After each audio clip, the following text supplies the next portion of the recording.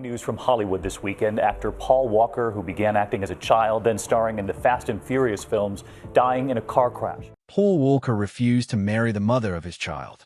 He admitted to sleeping around, even with her friends. His own family said he dated multiple women at once and never labeled anything. But here's the twist. This same man secretly gave $3.5 million to charity, flew to Haiti with chainsaws and medical kits, and bought a $9,000 engagement ring for a struggling veteran couple. The guy who couldn't commit to one person somehow committed to saving thousands. The man behind Fast and Furious had a life way more complicated than any movie script. Paul Walker was born on September 12, 1973, in Glendale, California, weighing just over 7 pounds. His dad worked as a construction foreman, making about $45,000 a year, and his mom had once walked the runways of Los Angeles in the 60s.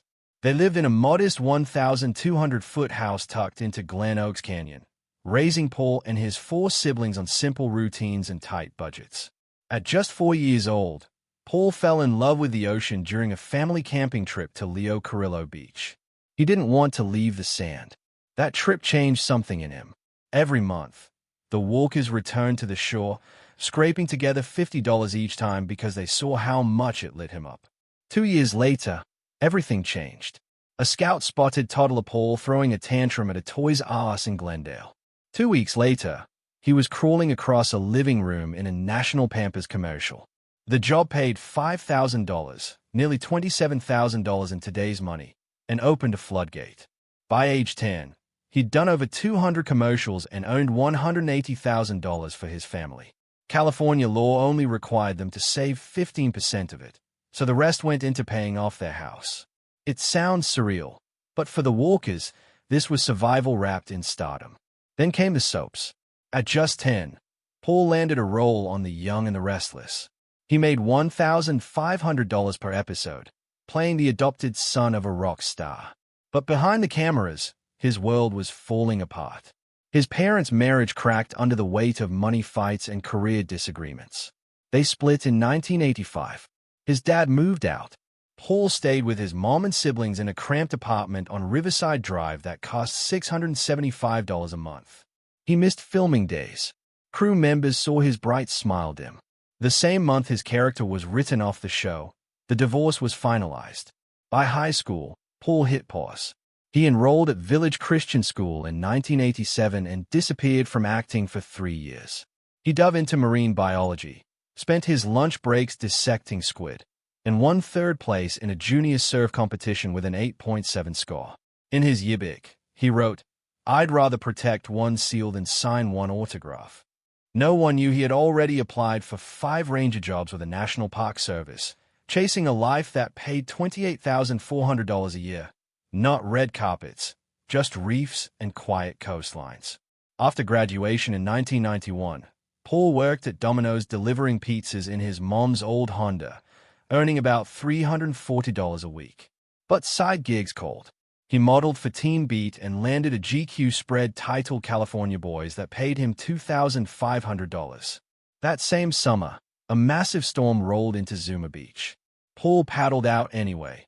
Chasing waves that reached 12 feet, a riptide yanked him out 200 yards. He nearly drowned. A lifeguard pulled him out after 7 terrifying minutes. Paul blacked out. When he woke up coughing up seawater, he wasn't scared. He was obsessed. 2 weeks later, he got certified as a scuba diver. His first dive went 60 foot down off Catalina Island. That fall, he enrolled at Cal State Long Beach. Marine biology was still the dream. But money and Hollywood tugged harder. He modeled for catalogs, booked $800 gigs, and kept those marine textbooks even after dropping out in 1993. Years later, on movie sets, he'd still flip through them between takes. In secret, he started training in Brazilian Jiu-Jitsu in 2004, showing up for 6 a.m. workouts 3 times a week. No red carpet stories, just mats and bruises and discipline that no one saw. Then Disney came calling. In 1998, Paul starred in Meet the Deedlers, earning $150,000. The film bombed, but Paul, ever the risk-taker, insisted on doing his own jet ski stunts and almost broke his ankle in one take. Insurance panicked. He shrugged it off. A year later, in Varsity Blues, he was cast as the backup quarterback. The accent, all wrong. The director hated it. So Paul disappeared on weekends, hung around Texas high schools, recorded kids talking, and paid a speech coach $50 an hour. He got it right. Nobody knew he had never played organized football before that shoot. By 2000, things got darker. He starred in The Skulls, a thriller about secret societies. Preparing for the role, Paul interviewed real fraternity members and uncovered twisted stories, mock drownings, sleep torture, psychological abuse. He took those stories to heart, especially during the pool initiation scene. He refused a stunt double, demanded real submersion. Each take left him shaken, breathless, but he said it felt honest. For Black Hawk Down, he trained for 4 weeks at Fort Benning. Most actors tapped out during the 48-hour no-sleep drills. Paul didn't. He marched through the Moroccan desert carrying 60 pounds gear in 110 degrees heat. He dropped 12 pounds during prep. Years later, those same survival skills would surface again, not on a set, but in Haiti. In 2001, The Fast and the Furious changed everything. Walker's performance as undercover cop Brian O'Connor helped the film make over $207 million worldwide. He only made $1 million for that first movie, the same for the sequel. But when the franchise exploded, so did his paycheck, $7 million by 2009, $50 million each for the next 3 films. Yet instead of blowing it on yachts or mansions, Paul funded shark research, quietly donated to marine conservation, and refused to talk about it. He wasn't chasing fame. He was chasing purpose. In 2010, he joined a National Geographic team to tag great white sharks off the coast of Mexico. It wasn't staged. He was hauling 2,000-pound predators into cradles, drawing blood samples, and wiring tracking devices, all while trying to keep them alive. He loved it. He once said, "There are things more alien in the ocean than in space." He believed that. Would you like me to continue from here into the Too Fast, Too Furious and into the blue sections of your text next, keeping every single word intact as before? He was showing another side, another layer. The $25 million central heist was slick, stylized, and packed with tension. With every rooftop chase and shotgun blast, he proved that even outside the Fast universe, he could still make you lean forward in your seat. Fast 5 changed everything for Paul Walker. The movie opened with $86.2 million in the US and ended up making $626.1 million worldwide. For the first time, he wasn't just a pretty boy cop with a fast car. He became the mastermind behind an international heist, tearing through the streets of Rio with a team that felt more like family than criminals. He wasn't faking the physical stuff either. Behind the scenes, Paul was quietly earning his brown belt in Brazilian Jiu-Jitsu, training under Ricardo Frangina Miller in California. He was serious about it, the kind of serious where he'd roll on the mats in the morning and be on a film set by afternoon. That training bled into the fight scenes, into the way he moved. You could feel it. Forbes even named him the 6th highest-grossing actor of 2013. That's how big Fast 5 was. Then came something quieter, riskier, Vehicle 19. Paul went from Hollywood sets to the streets of Johannesburg, South Africa, for a 95-minute low-budget thriller where he barely left the driver's seat. He was in nearly every frame, driving through real locations, doing stunts himself, even crashing a car into a supermarket window. No big teams, no safety net. He wanted the rawness. He was also the executive producer, shaping the film from start to finish. Director Mukunda Michael Jewell said filming there gave them more freedom than LA ever could. Paul didn't just want another paycheck. He wanted control. He wanted challenge. And then came ours. No cars, no explosions. Just a father stuck in a flooded New Orleans hospital during Hurricane Katrina, hand-cranking a ventilator to keep his premature daughter alive. Paul was in every single scene. No trailer breaks, no glam. Just long days, tough shots, and emotional weight. He told interviewers it was the hardest role he'd ever done, harder than anything else. The film premiered at South by Southwest in March 2013. It hit theaters on December 13th. Paul never saw it. He died just 2 weeks earlier, on November 30th. Fast and Furious 6 came in like a storm, $789 million worldwide, nearly $240 million of that from the US. But for Paul, it wasn't about money. Not really. His character Brian was becoming a dad, and so was he. In 2011, Paul brought his daughter Meadow to live with him full-time in California. The emotional weight of that shift bled into the film. Behind the scenes, he was giving Vin Diesel parenting advice, telling him to cut the cord at birth because it'd be the best day of his life. He became godfather to Diesel's children. It wasn't a role, it was real life reflected on screen. Then the unthinkable happened. Paul was gone. Halfway through filming Furious 7, production froze. Everything stopped. When it resumed, they had to reimagine the film. Not just finish it, but honor him. His brothers, Cody and Caleb, stepped in. They weren't actors. They weren't trying to be. But with help from acting coaches, motion capture, and careful lighting, they carried Paul's presence to the finish line. Visual effects from Peter Jackson's Weta Digital digitally recreated his face in scenes he never got to finish. The final montage wasn't just a goodbye in the movie, it was a goodbye to the man himself. And audiences felt that. Furious 7 made $1.515 billion. It reached $1 billion in just 17 days. Paul didn't just leave behind a film. He left behind one of the most emotional farewells in cinema history. But behind all that fame and box office, something quieter was always working in the background: Brazilian Jiu-Jitsu. He started in 2004, at age 31. Most people that age are winding down their physical careers. Paul was just getting started. He trained hard, not because it was trendy, but because it grounded him. Ricardo Miller, his instructor, told him there'd be no special treatment, no celebrity black belt. Paul smiled and said, "Then I'll get it in my coffin." And he did. After his death, Miller posthumously awarded Paul his black belt, presenting it to his father at the memorial. That belt wasn't just fabric. It was nearly 10 years of sweat, matte burns, and humility. He was the blue-eyed action star everyone admired, the heart of a billion-dollar franchise, the guy who always seemed just a little too perfect to be real. But behind the charm and the California sunshine smile was a private life that didn't quite match the poster boy image. In 2006, Paul Walker, 33 at the time, quietly started dating Jasmine Pilcher Gosnell. She was 16. They kept things low profile, living together in Santa Barbara while the world stayed focused on his box office returns. The law in California said it was legal, but that didn't stop the whispers. A 17-year age gap is the kind of thing people don't forget.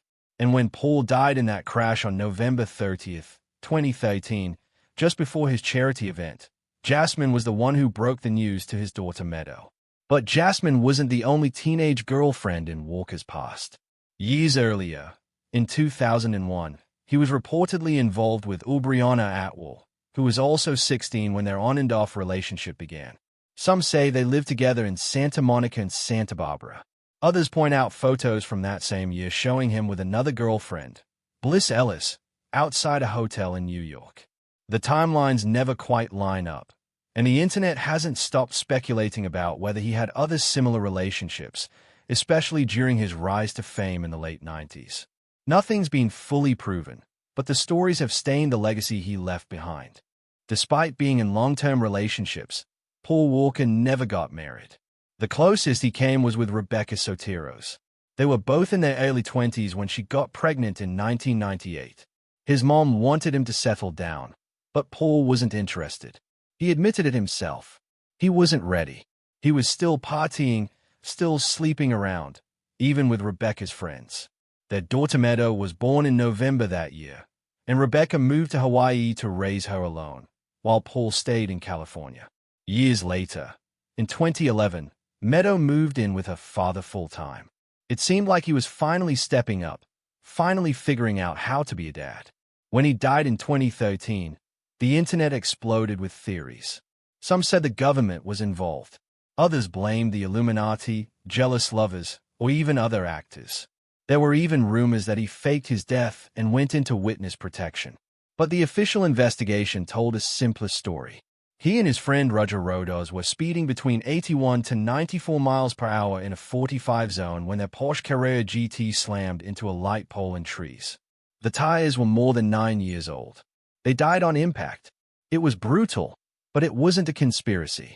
His avoidance of commitment had deeper roots than just Hollywood lifestyle. His parents had a messy relationship. His mom, Cheryl, was a model. His dad, a former boxer and saw contractor. They split after 30 turbulent years, separating quietly around 2002 when Paul was 29. The divorce papers came years later, but the damage had already been done. His friend said it left scars. Even though he was raised in a strict Christian household, the kind with family dinners and high expectations, Paul struggled to find stability. That chaos at home became a blueprint he never quite escaped. He admitted he didn't want to be tied down, not emotionally, not publicly. In the I Am Paul Walker documentary, his friends and family laid it all bare. He dated multiple women at once, never really labeling anything. Even when he was with someone seriously, he still kept others close. It wasn't about disrespect, they said. It was just who he was. He wasn't built for the traditional stuff. He didn't want the spotlight on his love life. He wanted to be out on a boat in the jungle, diving with sharks, disappearing from the fame whenever he could. But there was another side to him, one the tabloids didn't bother writing about. In 2010, he saw the devastation in Haiti and didn't wait for a red carpet fundraiser. He self-funded a flight, packed chainsaws and medical kits, and flew down with a team of EMTs and engineers. No PR team, no entourage, just action. He started Reach Out Worldwide that year, a rapid response relief group that didn't rely on celebrity donations or red carpets. He joined over 15 disaster missions himself before his death. Always hands-on, always first in, never needing a camera around. He showed up in Tuscaloosa in 2011 after an EF4 tornado wiped out neighborhoods. No one recognized him at first. For 3 days, he built shelters and moved rubble. When the press finally found him, he refused to go on camera. Instead, he paid $15,000 out of pocket for building materials when supplies ran dry. When he left town, he didn't take a bow. He just left a note. Years earlier, in 2004, he overheard a young couple struggling to afford an engagement ring. The guy was a veteran, just back from Iraq. They chose a modest ring and left the store.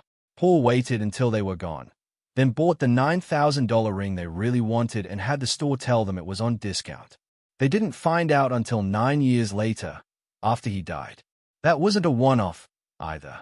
He secretly gave over $3.5 million to marine conservation causes, went on shark tagging expeditions with National Geographic, and even dove cage-free with great whites. One of them, a 14-foot female he named Meadow. He sent his last text 38 minutes before he died. He was heading to a charity event for Typhoon Haiyan victims. He had 500 supply kits packed in the back of his car. He texted his co-founder at Reach Out Worldwide, "Can't wait to help. Bringing supplies for 500 families. We're making a real difference." He never made it. His garage was legendary, always evolving. The custom shop he co-owned with Roger Rodos housed dozens of high-performance machines. After the crash, legal battles erupted over ownership of the cars. Paul's father filed a claim for $1.8 million worth of vehicles. Eventually, Meadow got a $10.1 million settlement. The shop shut down quietly soon after. Then came the auctions.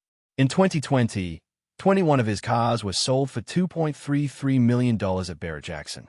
A Ray Alpine white 1995 BMW M3 lightweight went for $385,000. His custom 370Z from Fast 5 fetched over $105,000. And in 2023, his iconic 2000 Skyline R34 GTR from Fast and Furious 4 sold in Brussels for $1.357 million, becoming the most expensive Skyline ever sold. Meadow inherited his entire $25 million estate. She was only 15 at the time, and her grandmother became her guardian. In 2015, she started the Paul Walker Foundation. It supports marine conservation, environmental work, and youth programs.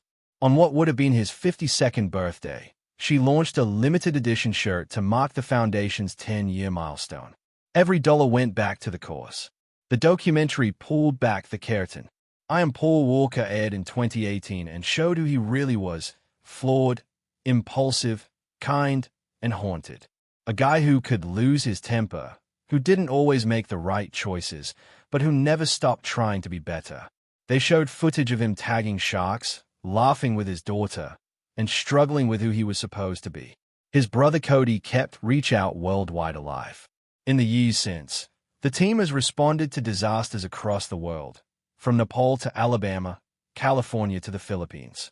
Cody's first mission helped treat 400 cases in just 96 hours. And Meadow, now a model and philanthropist, carries her father's legacy not through words, but through action, just like he did.